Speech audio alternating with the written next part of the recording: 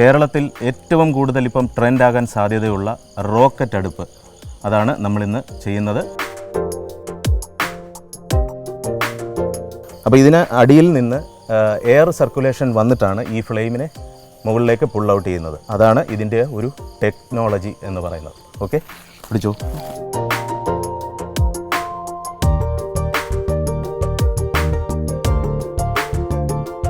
സാധാരണ നമ്മൾ ഏഴ് ലെയറാണ് നമ്മളിതിന് ചെയ്യുന്നത്. അപ്പം നമ്മൾ ഇതിൻ്റെ പ്രഷർ, തീയിൽ എത്രയും ഫ്ലെയിമിന് എത്രയും പ്രഷർ ആവശ്യമുണ്ടോ അതനുസരിച്ച് വേണം നമ്മൾ ഈ ലെയർ കൂട്ടുകയോ കുറയ്ക്കുകയോ ചെയ്യാൻ.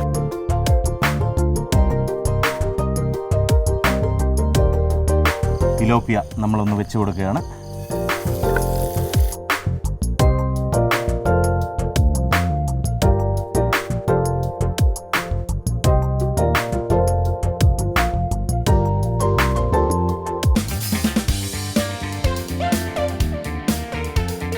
നമസ്കാരം, തനിനാടൻ്റെ പുതിയ അധ്യായത്തിലേക്ക് അവർക്കും സ്വാഗതം.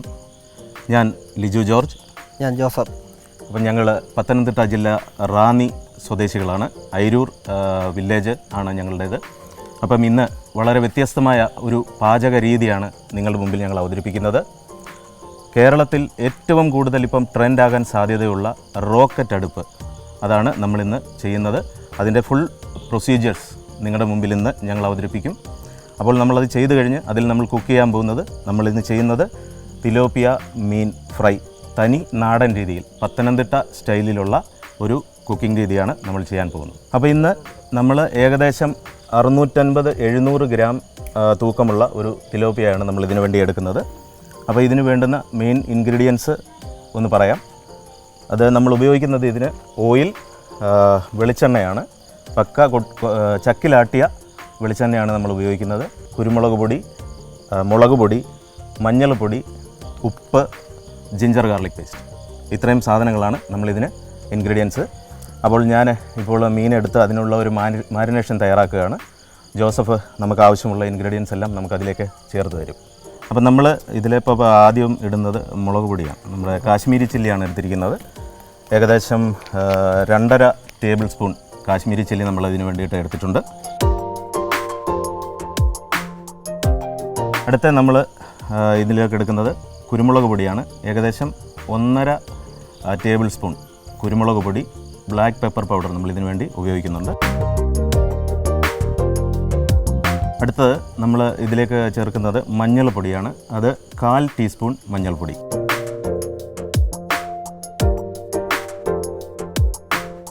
അതിനുശേഷം നമ്മൾ ഇതിലേക്ക് ചേർക്കുന്നത് 1.5 ടേബിൾ സ്പൂൺ ജിഞ്ചർ ഗാർലിക് പേസ്റ്റാണ്. അതിനുശേഷം ആവശ്യത്തിന് ഉപ്പ് ചേർക്കുന്നുണ്ട്.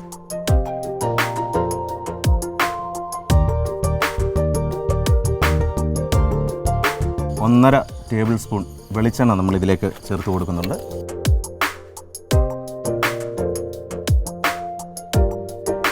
ഞാനിതൊന്ന് മാരിനേറ്റ് ചെയ്യുകയാണ്.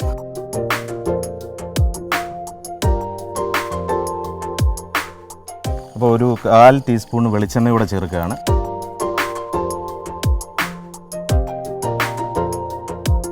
അപ്പോൾ ജോസഫേ, നമ്മൾ അന്ന് ചെയ്ത അതേ രീതിയാണ്. അന്ന് എങ്ങനെ ഉണ്ടായിരുന്നു? നിനക്ക് ഇഷ്ടപ്പെട്ടായിരുന്നു? ഇപ്പോൾ അതേ രീതി തന്നെയാണോ നമ്മൾ ചാനലിന് വേണ്ടിയൊക്കെ ചെയ്യുന്നുണ്ട്? ഓക്കെ, വെളിച്ചെണ്ണ ഇത് മതി. വെളിച്ചെണ്ണ ഏകദേശം പരുവമായിട്ടുണ്ട്. ഇനി നമുക്ക് മീൻ, നമ്മൾ എടുത്തു വച്ചിരിക്കുന്ന മീൻ ഇതിലേക്കിടാം. ഇത് നല്ലതായി വരഞ്ഞ് എടുത്തു വെച്ചിട്ടുണ്ട്. നല്ല ക്ലിയറായിട്ട് വരഞ്ഞ് വെച്ചിരിക്കുന്നതാണ്. അപ്പം നമ്മൾ ഈ ആദ്യമേ തന്നെ ഈ വരഞ്ഞ് വെച്ചിരിക്കുന്ന ഇതിനകത്തേക്ക് നല്ലതായി ഒന്ന് തേച്ച് കൊടുക്കാം. നമ്മൾ വലിയ മീനായതുകൊണ്ട് നമ്മൾ മസാല കഴിവതും ഇതിനകത്ത് നല്ലതായി ഒന്ന് അപ്ലൈ ചെയ്ത് കൊടുക്കണം. എങ്കിലേ നമ്മളിത് ഫ്രൈ ചെയ്തെടുക്കുമ്പോൾ മസാലയൊക്കെ മീനിൽ നല്ലതായി കിട്ടത്തുള്ളൂ.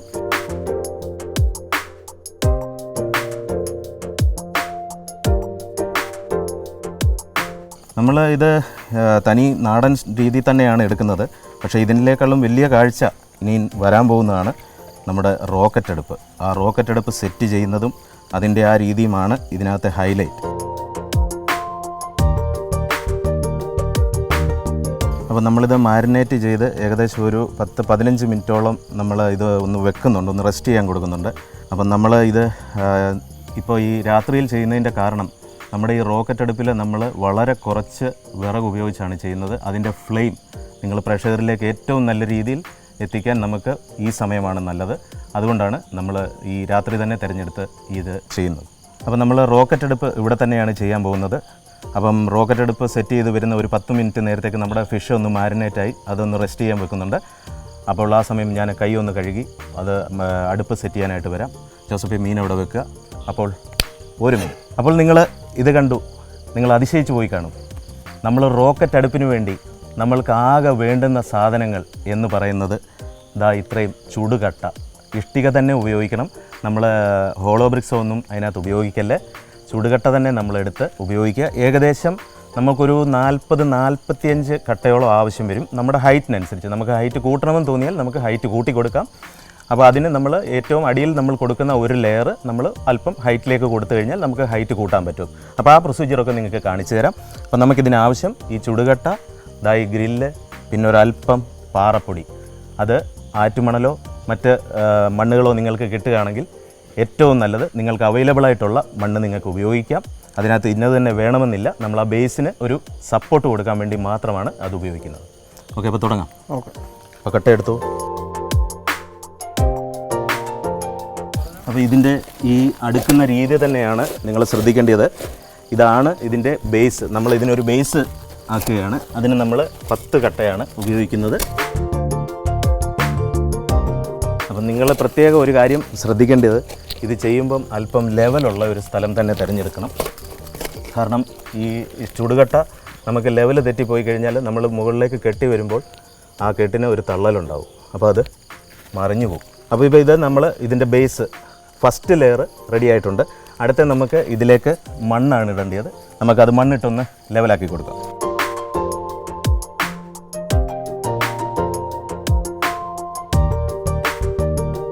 അപ്പോൾ നിങ്ങൾ മണ്ണിടുന്നുണ്ടെ പ്രത്യേകിച്ചൊരു കാര്യം ശ്രദ്ധിക്കണം. ഇത് മൊത്തം കവർ ചെയ്യേണ്ട കാര്യമില്ല. ഇതിൻ്റെ നടുഭാഗത്ത് മാത്രം ഇടുക. കാരണം അടുത്ത ലെയർ നമ്മൾ കട്ട വെക്കുമ്പോൾ ഈ മണ്ണിന് ഇപ്പുറമാണ്. അപ്പോൾ ആ മണ്ണ് കൂടുതലായി പോയി കഴിഞ്ഞാൽ അതിൻ്റെ ആ ഒരു തള്ളൽ പ്രശ്നമാകും. അടുത്ത കട്ട.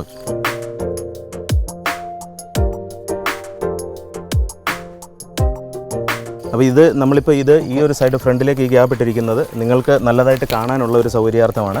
അപ്പോൾ നമ്മൾ ഇത് ഫസ്റ്റ് ലെയർ നമ്മൾ വെക്കുമ്പോൾ ഇങ്ങനെ വെച്ചു. അതായത് 3 കട്ട, ഒരു മുറിക്കട്ടയാണ് നമ്മൾ വെച്ച് കൊടുത്തിരിക്കുന്നത്. ഇതിന് മുകളിലേക്ക് നമ്മൾ ഗ്രില്ല് വെച്ച് കൊടുക്കുന്നുണ്ട്. ഈ ഗ്രില്ല് എന്തിനാണെന്ന് ചോദിച്ചു കഴിഞ്ഞാൽ, നമ്മളിപ്പം ആദ്യത്തെ ലെയറിൽ നമ്മൾ ഈ ചെയ്തിരിക്കുന്നത് ഇതിന് നമ്മൾ വിറക് വെച്ച് കൊടുക്കുന്ന ഭാഗം ഇവിടെയാണ്. നമ്മളാകെ ഇതിനൊരു 3 കഷ്ണം വിറക് മാത്രമേ, വളരെ ചെറിയ 3 കഷ്ണം വിറക് മാത്രം നമുക്ക് ആവശ്യമുള്ളൂ. അതാണ് നമ്മൾ ഉപയോഗിക്കുന്നത്. അപ്പോൾ ഇതിന് അടിയിൽ നിന്ന് എയർ സർക്കുലേഷൻ വന്നിട്ടാണ് ഈ ഫ്ലെയിമിനെ മുകളിലേക്ക് പുൾ ഔട്ട് ചെയ്യുന്നത്. അതാണ് ഇതിൻ്റെ ഒരു ടെക്നോളജി എന്ന് പറയുന്നത്. ഓക്കെ, പിടിച്ചു.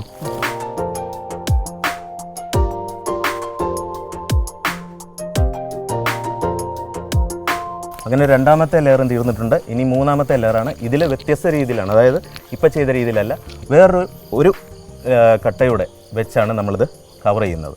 ഓക്കെ, ശ്രദ്ധിക്കുക.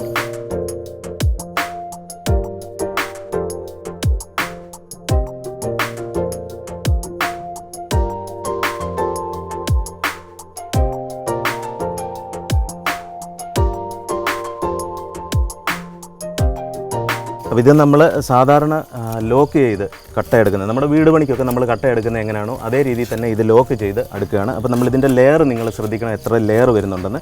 ഇപ്പോൾ തന്നെ ഏകദേശം 1, 2, 3, 4, 5-ാമത്തെ ലെയറാണ് നമ്മളിപ്പോൾ ചെയ്യുന്നത്. ഇതിൻ്റെ ഹൈറ്റ് നിങ്ങൾ കാണുന്നുണ്ട്, ഹൈറ്റ് കൂടി വരുന്നത്. ഇത് നമ്മളിനി ഒരു 2 ലെയറൂടെ നമ്മൾ ഇതിന് മുകളിലേക്ക് ഹൈറ്റ് വെച്ച് കൊടുക്കുന്നുണ്ട്. സാധാരണ നമ്മൾ 7 ലെയറാണ് നമ്മളിതിന് ചെയ്യുന്നത്. അപ്പം നമ്മൾ ഇതിൻ്റെ പ്രഷർ, തീയിൽ എത്രയും ഫ്ലെയിമിന് എത്രയും പ്രഷർ ആവശ്യമുണ്ടോ അതനുസരിച്ച് വേണം നമ്മൾ ഈ ലെയർ കൂട്ടുകയോ കുറയ്ക്കുകയോ ചെയ്യാൻ. കുറയുന്നതനുസരിച്ച് നമുക്കിതിൻ്റെ ഫ്ലെയിം പ്രഷർ കൂടും. നമുക്ക് ചെറിയ കുക്കിംഗ്, അതായത് വലിയ ഫ്ലെയിം വേണ്ടാത്ത കുക്കിംഗാണ് നമ്മൾ ചെയ്യുന്നതെങ്കിൽ ഇതിൻ്റെ ഹൈറ്റ് കൂട്ടി കൊടുക്കണം. അപ്പം നമ്മുടെ ഈ അടുപ്പിൻ്റെ ഏകദേശം 99% പണിയും കഴിഞ്ഞിരിക്കുകയാണ്. ഇത്രയും സമയം മതി, വളരെ പെട്ടെന്ന് നമുക്ക് ചെയ്യാവുന്ന ഒരു കാര്യമാണ്. അപ്പം നിങ്ങളിത് ശ്രദ്ധിക്കുക. നമ്മളിതിൻ്റെ ലെയർ എത്ര ഉണ്ടെന്ന് കാണിച്ചു തന്നു. അതുപോലെ തന്നെ നെറ്റ്, ഇവിടെ നമ്മൾക്ക് എയർ സർക്കുലേഷന്. അപ്പം നമുക്ക് ഈ നെറ്റിൻ്റെ മുകൾ ഭാഗത്താണ് നമ്മൾ വിറക് വെച്ച് കൊടുക്കുന്നത്. അപ്പോൾ ഈ മുകൾ ഭാഗത്ത് വിറക് വെച്ച് കൊടുക്കുമ്പോൾ നമുക്ക് ആ വിറകിനെ ബാലൻസ് ചെയ്യാൻ നമുക്കൊരു 2 കട്ട അതിന് മുൻഭാഗത്തേക്ക് ഒന്ന് വെച്ച് കൊടുക്കാം.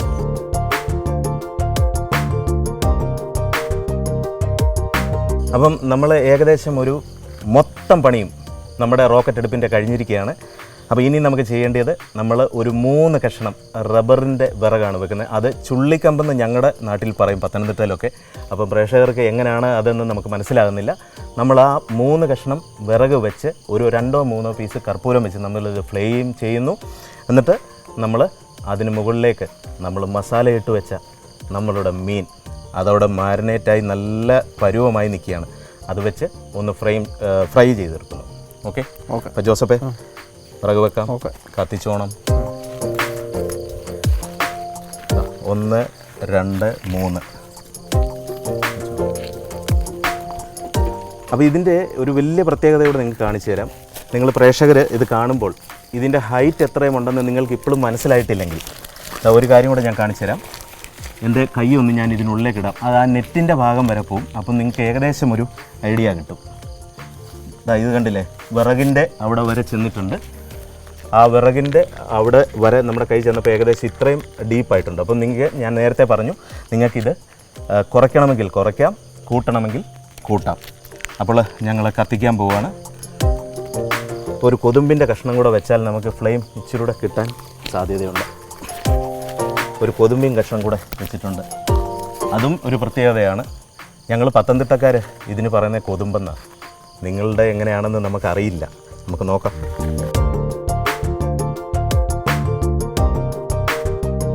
നമ്മൾ കൊതുമ്പ് വെച്ച് കഴിഞ്ഞാൽ ആ കൊതുമ്പിൻ്റെ മുകളിൽ വെക്കുകയാണെങ്കിൽ കർപ്പൂരം നിൽക്കും. ഇല്ലെങ്കിലേ നമ്മൾ വെച്ചിരിക്കുന്ന ഗ്രില്ലിന് ഗ്യാപ്പ് ഉള്ളത് കൊണ്ട് അത് താഴെ പോകാൻ സാധ്യതയുണ്ട്. ഞങ്ങളിത് ആദ്യം ചെയ്തപ്പോഴത്തെ നിങ്ങൾ പ്രേക്ഷകർ കേൾക്കണം. നമ്മൾ ആദ്യം ചെയ്തപ്പോൾ ഇങ്ങനെ നിന്ന് നമ്മളൊന്ന് ചെയ്തു. ഈ താടിയേൽ അല്പം അങ്ങ് പോയി ആ ഒറ്റ ഫ്ലെയിമേൽ. നിങ്ങൾക്കിപ്പോൾ കാണാം.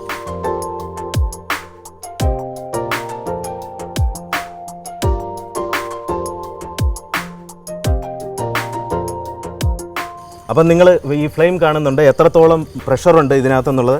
നിങ്ങൾ എപ്പോഴും ശ്രദ്ധിക്കേണ്ട ഒരു കാര്യം, ആദ്യം ഇത് നല്ല ഒരു നമ്മൾ എയർ സർക്കുലേഷൻ അങ്ങോട്ട് ചെല്ലുമ്പോൾ നിങ്ങൾക്ക് കാണാം എനിക്ക് വരുന്ന ബുദ്ധിമുട്ട് എന്തോരമാണെന്നുള്ളത്. കാരണം അത്രയ്ക്ക് ചൂടും നല്ല ഫ്ലെയിമിൻ്റെ ഒരു ഔട്ടിങ്ങുമാണ്. അപ്പം നമ്മൾ ഇതിൻ്റെ പുറത്ത് നമ്മൾ അത്യാവശ്യമായിട്ടൊരു സാധനം കൂടെ വെച്ച് കൊടുക്കണം. അത് നിങ്ങളുടെ പഴയ സ്റ്റൗവിൻ്റെ ഇതുണ്ടെങ്കിൽ ഇതുപോലെ ഒരു സ്റ്റാൻഡ് വെച്ച് കൊടുക്കണം. കാരണം നമുക്ക് നമ്മുടെ ഫ്രൈ പാൻ വെക്കണം. അപ്പോൾ ആ ഫ്രൈ പാനിനെ ഒന്ന് ബാലൻസ് ചെയ്യാനായിട്ട് ഇത് ചെയ്യണം. അപ്പം നമ്മൾ ഫ്രൈ പാൻ വെച്ച് കൊടുക്കണം. ജോസഫ്, ആ ഫ്രൈ പാൻ ഇങ്ങെടുത്ത്. അപ്പം ഇതാ ഫ്രൈ പാൻ നമ്മൾ വെച്ച് കൊടുക്കുകയാണ്. ഇതിൻ്റെ പുറത്ത് നമ്മുടെ പാൻ ഒന്ന് ചൂടായി വരുമ്പം നമുക്കതിലേക്ക് 1 ടേബിൾ സ്പൂൺ, നമ്മൾ അധികം എണ്ണ ഒഴിക്കുന്നില്ല, നമ്മൾ ഷാലോ ഫ്രൈ ആണ് ചെയ്യുന്നത്, ഡീപ് ഫ്രൈ അല്ല. അതുകൊണ്ട് തന്നെ 1 ടേബിൾ സ്പൂൺ വെളിച്ചെണ്ണ നമുക്ക് ഒഴിച്ചു കൊടുക്കാം.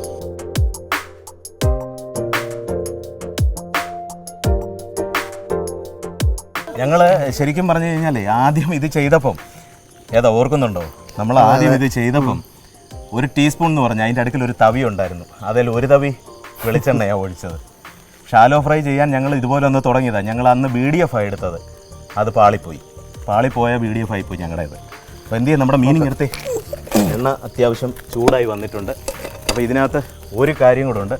നമ്മൾ ചെയ്യുന്നവർ, നമ്മൾ അഥവാ ഈ അടുപ്പിൽ ചെയ്യുമ്പോൾ നിങ്ങളൊരു കാര്യം നോക്കണം. എണ്ണ നല്ലതായിട്ട് ചൂടായി വന്നിട്ടുണ്ട്.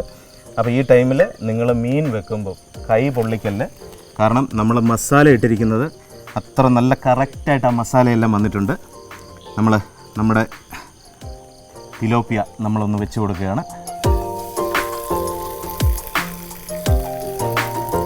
എണ്ണ കുറച്ച് ഒഴിക്കണം. എണ്ണ ഒരല്പം ഒന്ന് മുകളിലേക്കൊന്ന് താളിച്ച് കൊടുത്തിട്ട് ഇതേക്കൂടെ. അതെ, മീൻ പോലും വേദനിക്കല്ലേ, അതേ രീതിയിൽ നമ്മുടെ മീനെ വേദനിപ്പിക്കാതെ അങ്ങോട്ട് ഒഴിച്ചു മതി. നമ്മൾ ഇത് ചെയ്യുമ്പോൾ വലിയ കാറ്റുള്ള ഏരിയകളിലൊക്കെ ആണെങ്കിൽ നിങ്ങളൊരല്പം ചള്ളയോ സിമെൻറ്റോ ഇതിൻ്റെ പുറത്തുനിന്ന് കവർ ചെയ്ത് കൊടുത്താൽ പിന്നീട് യാതൊരു പ്രശ്നവുമില്ല. കാരണം എയർ സർക്കുലേഷൻ ആ ഒരു ഹോളിൽ കൂടെ മാത്രമേ നമുക്കുണ്ടാവുള്ളൂ. അതാണ് ഇതിനെ നിങ്ങൾ ശ്രദ്ധിക്കേണ്ട മറ്റൊരു കാര്യം. നമുക്കിവിടെ വലിയ കാറ്റും പ്രശ്നങ്ങളും ഒന്നും ഇല്ലാത്തത് കൊണ്ടാണ്. കാരണം ഞങ്ങൾക്ക് പത്തനംതിട്ട വലിയ കാറ്റൊന്നുമില്ല, ഞങ്ങൾക്ക് വെള്ളപ്പൊക്കം മാത്രമേ ഉള്ളൂ. എല്ലാ വർഷവും വെള്ളം കയറുന്നിടമാണ്, അതേ ഉള്ളൂ ഞങ്ങൾക്ക്. അപ്പോൾ ഈ അടുത്ത ഒരു 10 മിനിറ്റ് കൊണ്ട് നമുക്ക് ഈ മീനെ ഫുള്ളായിട്ട് ഫ്രൈ ആയി കിട്ടും. അപ്പോൾ നമുക്കിതൊന്ന് ഫ്രൈ ആവേണ്ട ടൈമുണ്ട്. നമുക്കിതൊന്ന് ഫ്രൈ ആയി വരുന്നുണ്ടെങ്കിൽ നമുക്ക് തിരിച്ചിട്ട് കൊടുക്കണം. തിരിച്ചിട്ട് കൊടുത്ത് ഫ്രൈ ആയി വരുന്ന ഒരു 10 മിനിറ്റ് സമയം. അപ്പം നമ്മുടെ മീൻ നല്ല ഫ്രൈ ആയി വന്നിട്ടുണ്ട്. നമ്മളിപ്പോൾ ഒന്ന് മറിച്ചിട്ട് എടുത്തിട്ടുണ്ട്. അപ്പോൾ മറിച്ചിട്ടെടുത്ത് നല്ല മൊരിഞ്ഞ്, നിങ്ങൾ പ്രേക്ഷകർക്ക് കാണാം, നല്ല മൊരിഞ്ഞ പരുവത്തിലായി വന്നിട്ടുണ്ട്. ഇനി നമുക്ക് ഇത് ഒന്ന് സെർവിങ് പ്ലേറ്റിലേക്ക് മാറ്റാം. ജോസഫേ, സെർവിങ് പ്ലേറ്റ് എന്ത് ചെയ്യേ? അപ്പോൾ ഇതൊന്ന് സെർവിങ് പ്ലേറ്റിലേക്ക് മാറ്റുകയാണ്.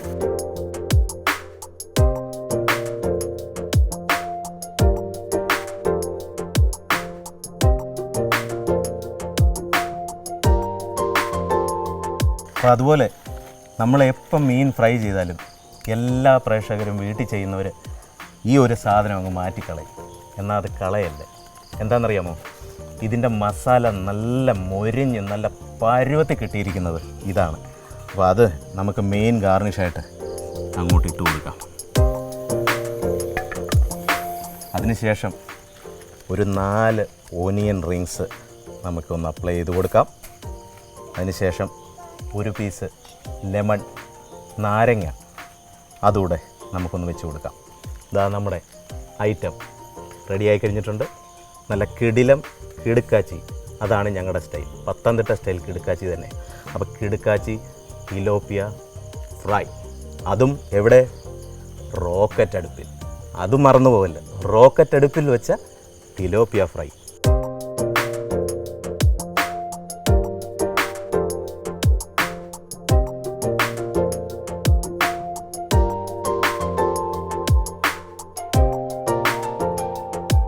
അപ്പോൾ ഇതുപോലെ വ്യത്യസ്തമായ രുചിക്കൂട്ടും വ്യത്യസ്തമായ കുക്കിംഗ് മെത്തേഡുമായി തനിനാടൻ്റെ വരും എപ്പിസോഡുകളിലും ഞങ്ങൾ വരും.